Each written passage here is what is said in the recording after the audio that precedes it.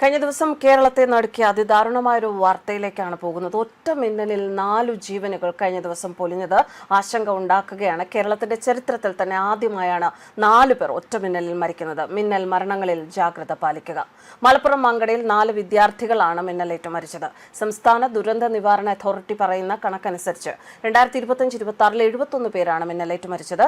2024 13 മിന്നലേറ്റുള്ള മരണങ്ങൾ national crime records bureau രേഖപ്പെടുത്തിയിട്ടുണ്ട്. കാലാവസ്ഥാ വ്യതിയാനം, അപ്രതീക്ഷിതമായി ഉണ്ടാകുന്ന മഴ, ശക്തമായ മിന്നൽ എന്നിവ അപകട സാധ്യത കൂട്ടും എന്ന് വിദഗ്ധർ പറയുന്നു. സംസ്ഥാനത്ത് ഇത്തരത്തിൽ ഇടിമിന്നലേറ്റ് മരിക്കുന്ന സംഭവങ്ങൾ ആശങ്കപ്പെടുത്തുന്ന തരത്തിൽ ഉയരുകയാണ്.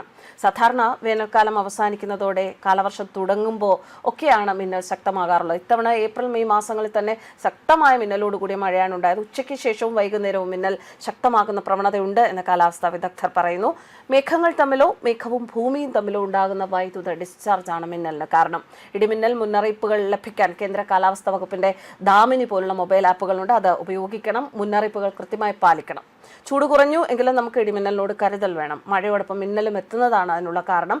ആഗോളതാപനത്തിന്റെയും കാലാവസ്ഥാ മാറ്റത്തിന്റെയും ഭാഗമായി ഇടിമിന്നലുകളുടെ എണ്ണവും തീവ്രതയും കൂടാൻ സാധ്യതയുണ്ട് എന്നാണ് ദുരന്ത നിവാരണ അതോറിറ്റിയുടെ മുന്നറിയിപ്പ്.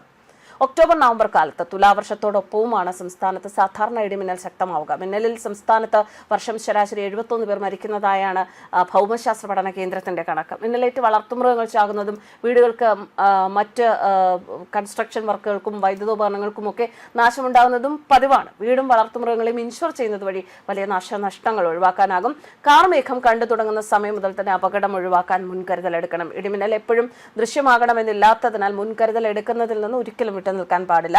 ഇടിമിന്നലിന്റെ ആദ്യ ലക്ഷണം കണ്ടാൽ ഉടൻ തന്നെ സുരക്ഷിതമായ കെട്ടിടത്തിനുള്ളിലേക്ക് മാറുക. തുറസായ സ്ഥലങ്ങളിൽ തുടരുന്നത് ഇടിമിന്നൽ ഏൽക്കാനുള്ള സാധ്യത കൂട്ടും. ജനലും വാതിലും അടച്ചിടുക.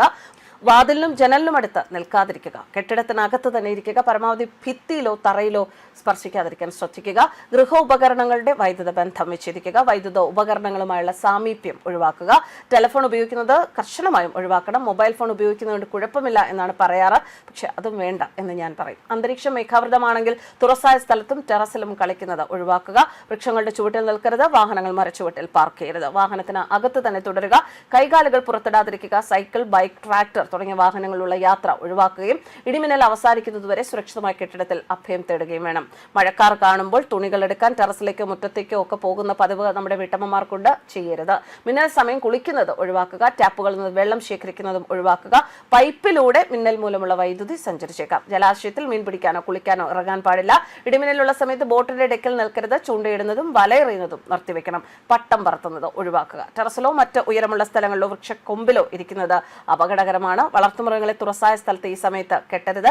അവയെ അഴിക്കാനും സുരക്ഷിതമായി മാറ്റിക്കെട്ടാനും മഴമേഘം കാണുന്ന സമയത്ത് പോകരുത്. ഇതെല്ലാം നമ്മൾ പലപ്പോഴും ഇത്തരം ഇടിമിന്നൽ ശക്തമാകുന്ന സമയത്ത്, അതുപോലെ തന്നെ മഴ നല്ലോണം പെയ്യുന്ന സമയത്തൊക്കെ ഈ നിർദ്ദേശങ്ങൾ നൽകുന്നതാണ്.